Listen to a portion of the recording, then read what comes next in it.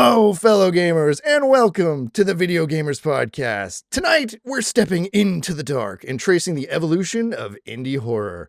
It may thrill you, it may shock you, it may even horrify you. I am your host, Ace, and joining me, I really hope if he woke up in the middle of a forest, his first decision wouldn't be, I'm gonna start gathering these random pages.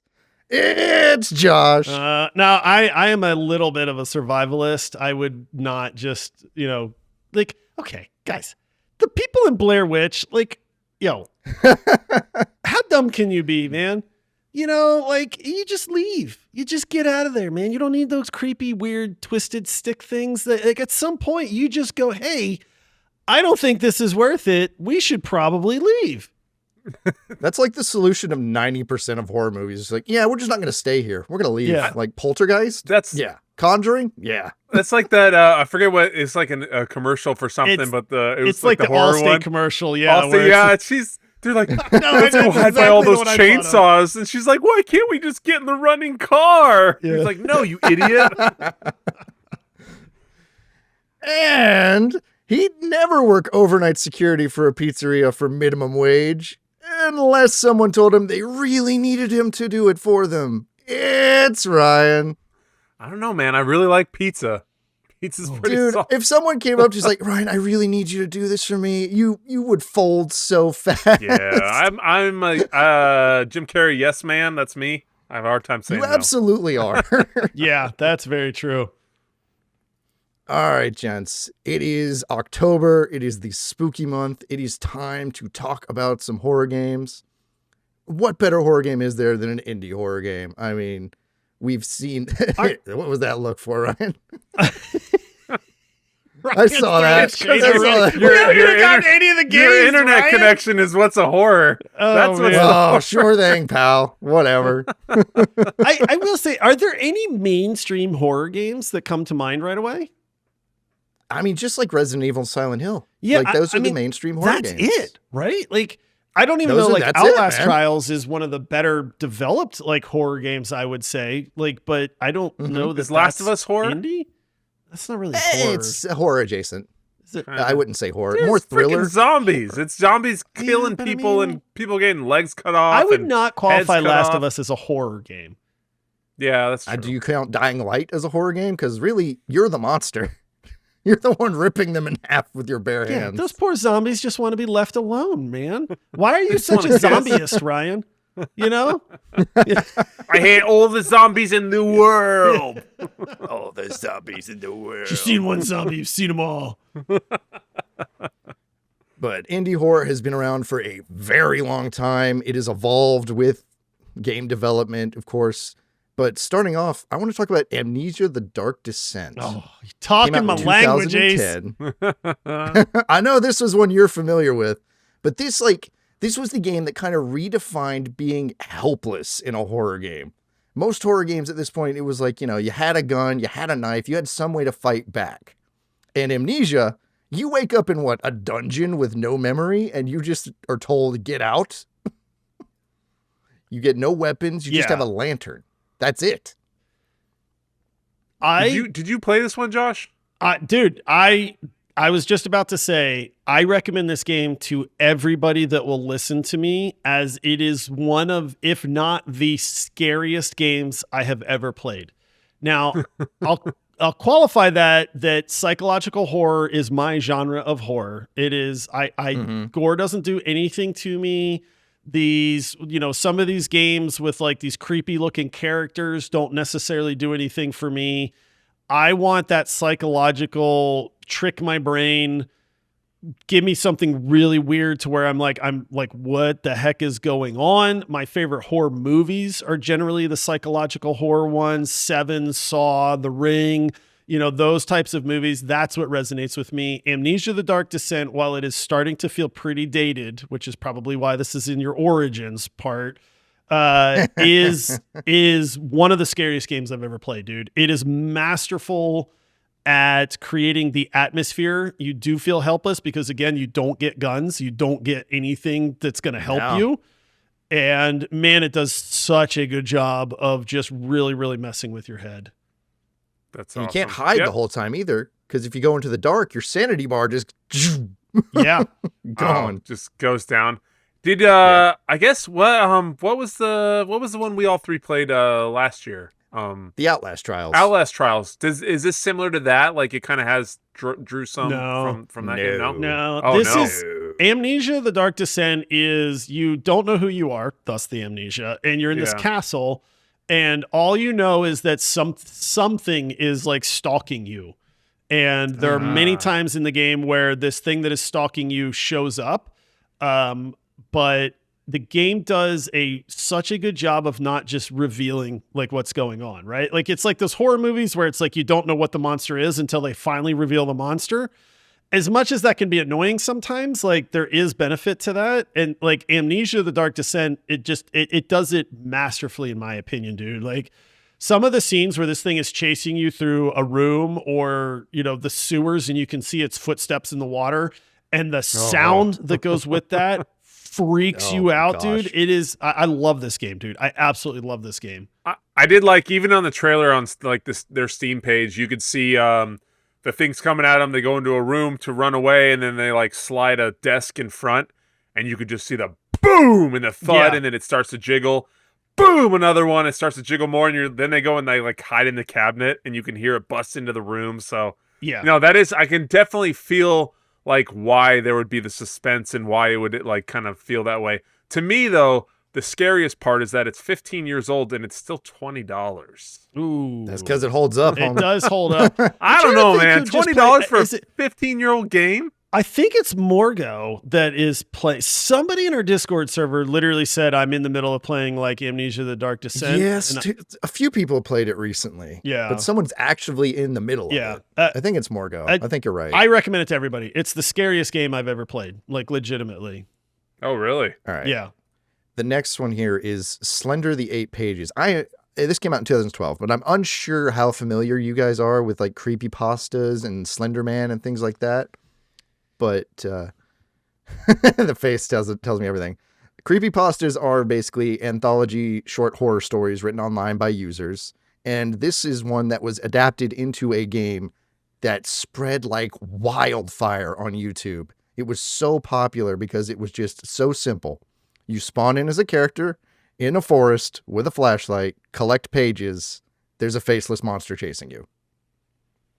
It's that simple. Okay. So I watched all these trailers, even the games I've played, and I knew I rewatched the trailers for them just to kind of see how they advertise this game. This one, Ace, I will say this. As I'm watching this trailer, masterful job at suspense. A flashlight in the woods at night is creepy as anything. They do a good sound of like your footsteps crunching through the leaves in the forest. Gosh. Yeah. I had to laugh when you go into a tiled hallway and your footsteps are still the crunching leaves. And I'm like, you probably should have rethought your sound design on this one. Like all you had to do was have some footsteps on a tile. And so that part made me laugh. The faceless guy, they kind of reveal him right at the end. I know who Slender Man is, and it's like, it's not that scary to me. Like if you're going to have a horror guy, like have him be scary at least. But the atmosphere, which is probably why the game was so popular, they actually did a really good job with. Like it comes across as creepy, like right away. Yeah, you can see it. And these are the ones that like atmospheric, like creepiness. And the worst part for me is with like jump scares or any of that is the anticipation. Because I'm on pins and needles the whole time waiting for something to happen. And then when it does, I lose my mind. So you could definitely feel just watching the game, like how it does look like it kind of sucks you into this just world, and you can't really see, and you're not sure where everything is. So, it looks pretty cool. So, sometimes, and honestly, I'd say the minimalistic, like low poly aesthetics to this game kind of add to that creepy factor of it. Yeah, a little bit. It makes it more. Yeah. I was going to say sometimes the fear of a jump scare is more scary than the jump scare itself. And that's what this game. I kept waiting during just the trailer for the jump scare. Yeah. And then like just that, I was like, oh, I don't feel good about this. Yeah, you hear the drums getting louder and louder. It's like, oh, here it comes. All right, moving on to one we all are probably familiar with at this point in our lives. You can't escape it. It's everywhere. But Five Nights at Freddy's, which came out in 2014, which saying that physically hurts me. Fucking old age, Ace. Yeah, like, 2014, huh? You were like 50 back then, right? Yeah, I was, sure. This popularized what I like to call the sit and survive horror game, where you stay statically in one place and you control multiple tasks to avoid getting got. It also popularized the mascot horror genre, which we'll get into more later. But what are your guys' opinions on Five Nights at Freddy's? I respect it. I don't find it to be overly scary, in my opinion. Like my kids, like every other kid in the world, absolutely love Five Nights at Freddy's. We have the VR one. They have every one that's ever been made. Like legitimately. Oh wow! Like they love it. They love Five Nights at Freddy's. I respect it for what it is. I don't personally find it to be scary because it's like I get that they're creepy animatronics, but like. It's a kid's game, so like they can't really lean into horror that much. So it's like they try to make the jump scares and the eyes looking at you in the dark kind of the thing that you're supposed to be weirded out by. And maybe it's just because I'm older, so it's like I'm not scared of the dark. I'm not scared of something being under my bed at this point, so it like doesn't really do it for me. But I do like the fact that you have people that have said, hey, let's target like young adults and do like creepy kind of horror that is appropriate for like young adults. There's really not any gore. There's not anything that would make a parent be like, no, you can't play that. And yet it's still classified as horror and creepy. So I respect it for what it is. It's just not really my kind of horror.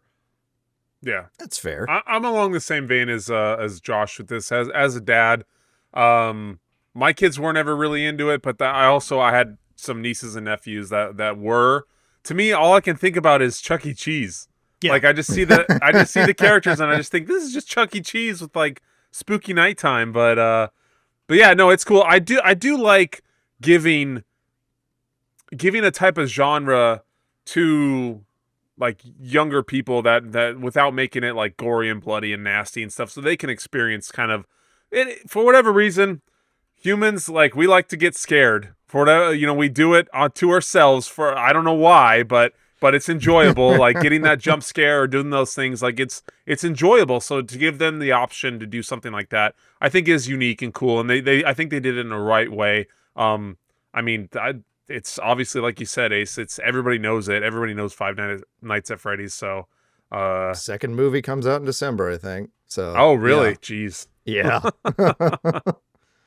All right, we're moving on to what I call the middle era of indie games, with one that kind of piggybacks off of the mascot horror genre started by FNAF, which is Bendy and the Ink Machine. This is a very stylized game. It is stylized in like this 1930s animation aesthetic cartoon style with a very simple plot. You were an animator that worked at this studio. You received a letter to come back to this studio. Now you're trapped in the studio with a giant ink demon. Do you have any kind of familiarity with this series? I bought this game for my kid when she was like, Dad, I like Five Nights at Freddy's. There's this game called Bendy and the Ink Machine. So I'm actually pretty familiar with this one. I watched her play it a decent bit. Like, dude, the art style is fantastic. The gameplay seems really good. Like, she quite enjoyed her time with it. It stands out as a unique game.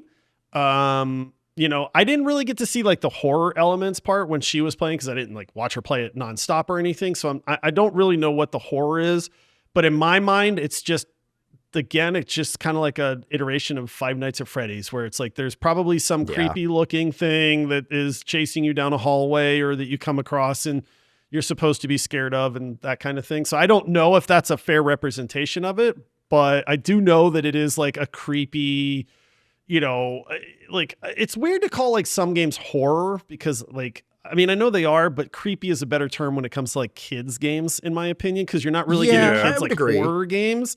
But yeah, she quite enjoyed Bendy and the Ink Machine and the art style, and it's great, dude.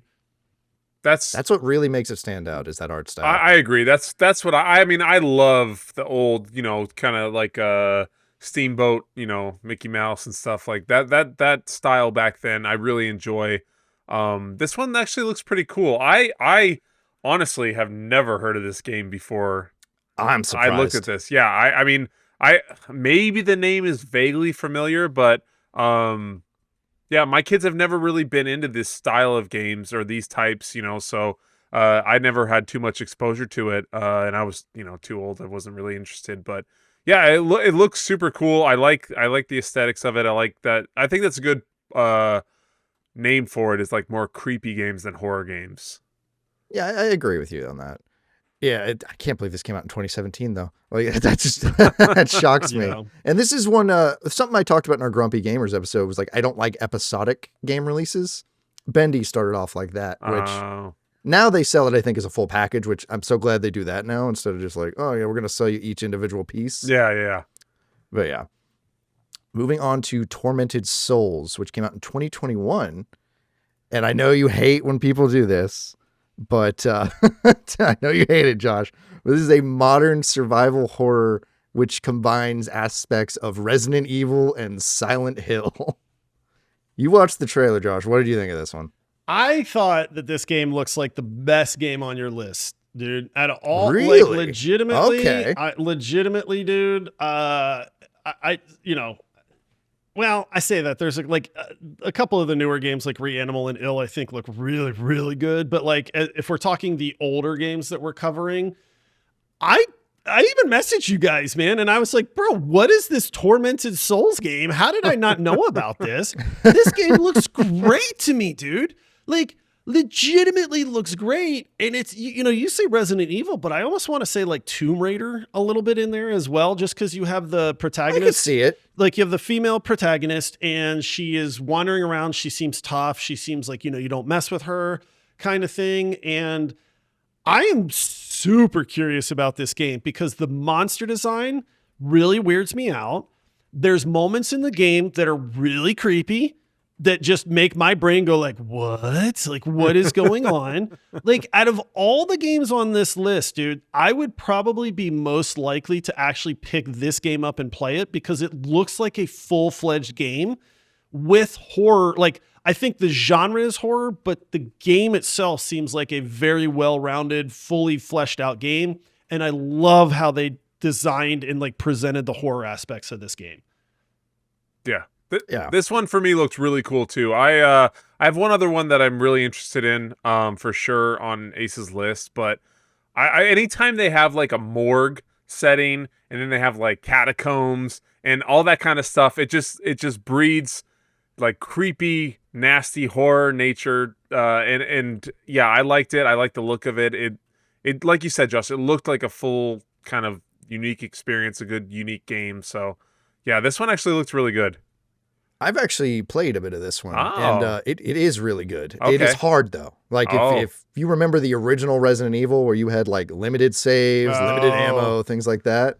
You found like Fixed 2 bullets at a angles, time. tank controls. Like, you open a drawer and it you're is like, oh, thank goodness, exactly. bullets. Oh, it's the best thing you could ever give me. 3. Oh my gosh, a tape. I can't believe it.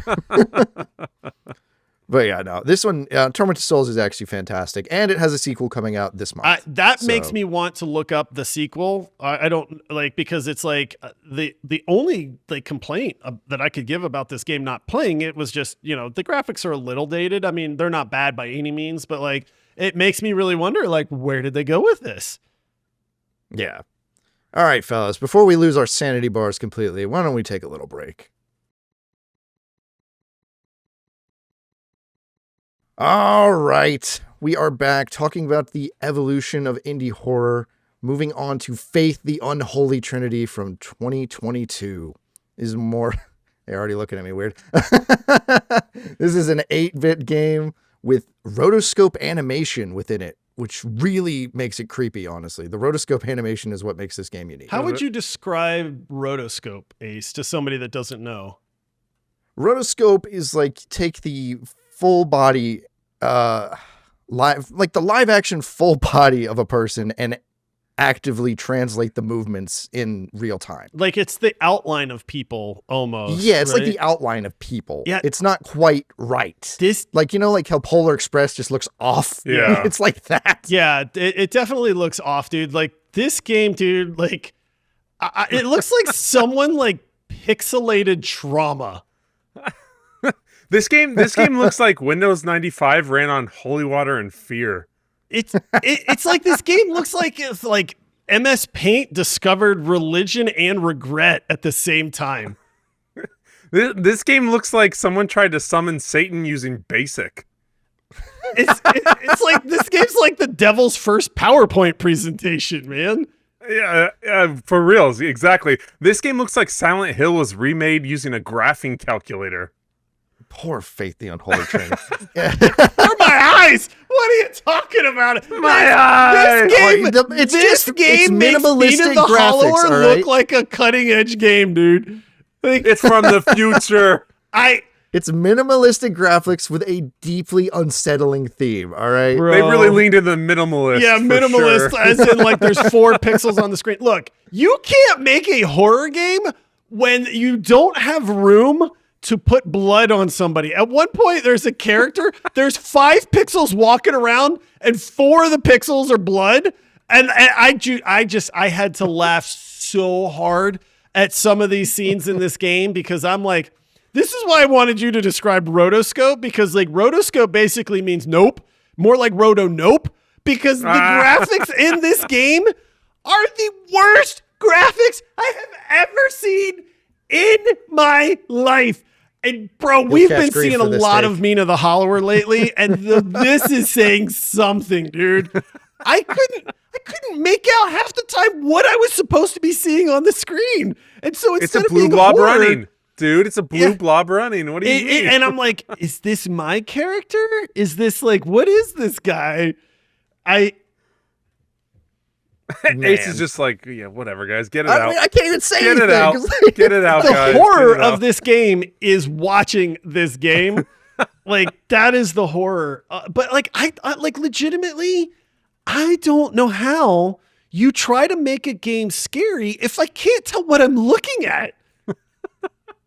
The pixel art people are going to come for nature you, of dude. the The themes unsettling of the nature game of that the make it unknown. scary. The unknown is very scary. Eh? So when I watched this, like, and I think the trailer is like a minute and 20 seconds. For a minute and 20 seconds, I was very unknown what I was watching. Yeah, the whole game's unknown. You can't tell what it is. Yeah. Mortis. At least it has voice acting. No, it doesn't, because it uses that weird robotic voice from the old Robo Wars Atari game, or I can't even remember And it the adds game. to the feeling of the whole game. What's the feeling? Pain? Yes, pain, Yeah. pain, and torture. Torture's pretty horrific, Ace. All right, fine.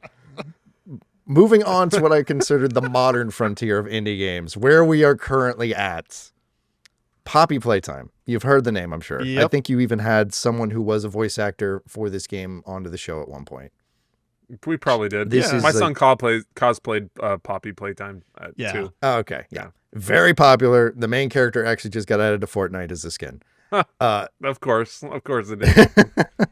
You enter a toy shop, a toy factory, whatever it is. You get trapped inside. The monster chases you. This is our new mascot horror that's slowly, I wouldn't say usurping FNAF, but it's taking its place in the children's eyes. So Where unique. teens have taken a hold Hey, of Ryan, FNAF. you know what we should do if we want to make like a horror game? What if we made it about something that kids like either like Chuck E. Cheese or toys?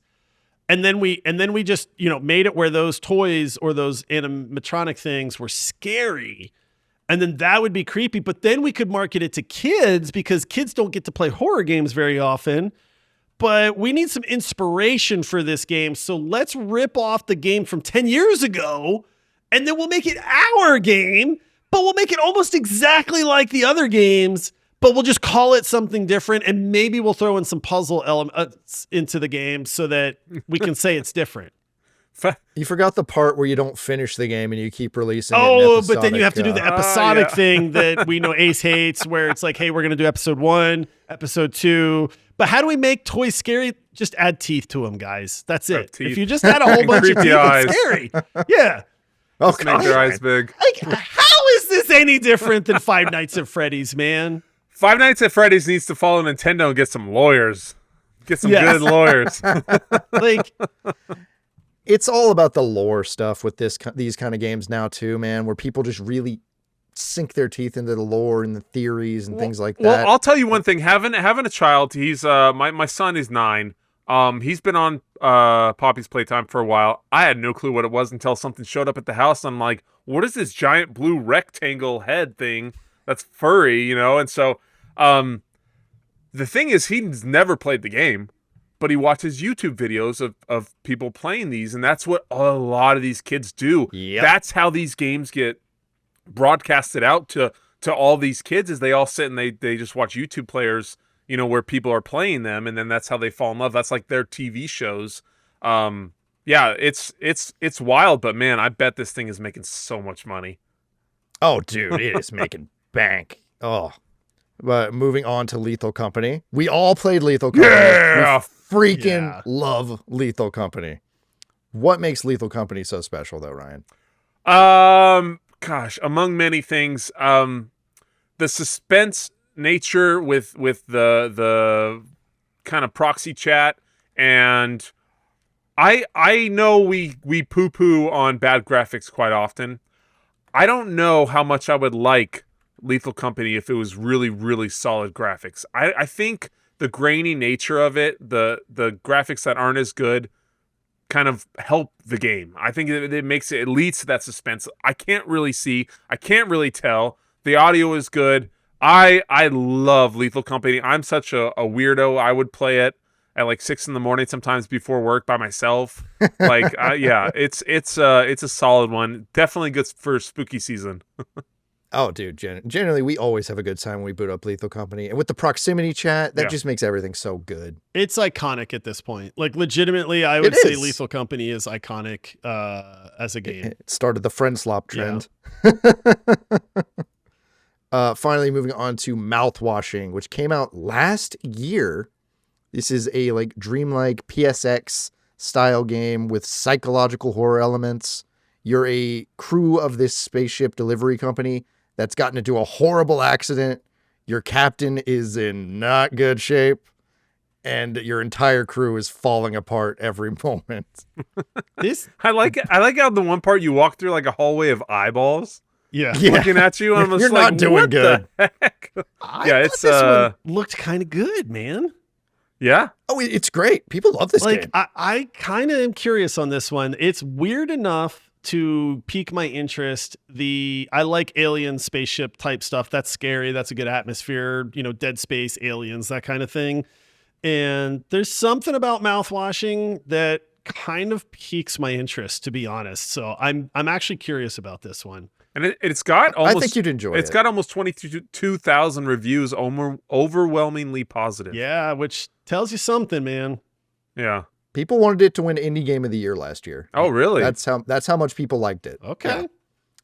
And you love psychological horror, so it's that's perfect why for you. this one just seemed right up my alley, and the different characters and something's going wrong. Your captain's, you know, the premise in the game description is the captain has like not thrown y'all under the bus, but basically he is causing you guys to die with him. So there's that whole like weird thing going on. But yeah, this one, it's worth a wish list to me, because I want to at some point think about maybe playing this one. Nice. And real quick, we're going to touch up on some upcoming indie horror games, starting with Reanimal. Yeah. Which is I'm going to say this is just the spiritual successor to Little Nightmares. Yep. It is, you know, what everyone wanted from Little Nightmares, from the original team, since Little Nightmares 3 ain't doing so hot right now. No, I'll just say that. it's not.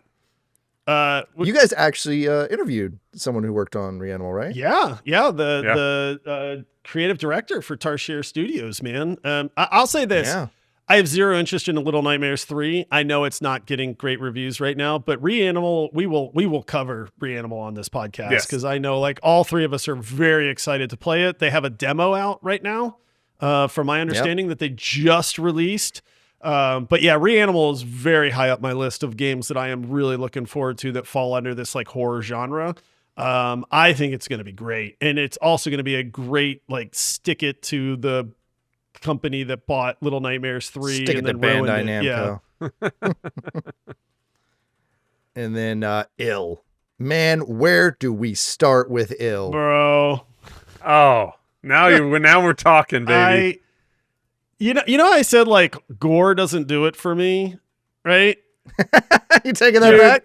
Weird, blobby, really creepy looking humanoid people, but then there's a blob of like 100 of them. Like, bro, The this physics in this game. creeps me Like, out to like mashed a together whole and nother all level, man. rocking. Oh, dude. Yeah, there's something about it. And obviously, it looks good. It looks phenomenal. It looks phenomenal. It's very well designed. The graphics look amazing.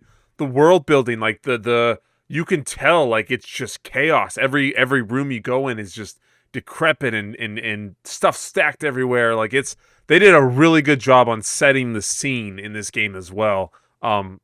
I can't wait, man. This thing looks good.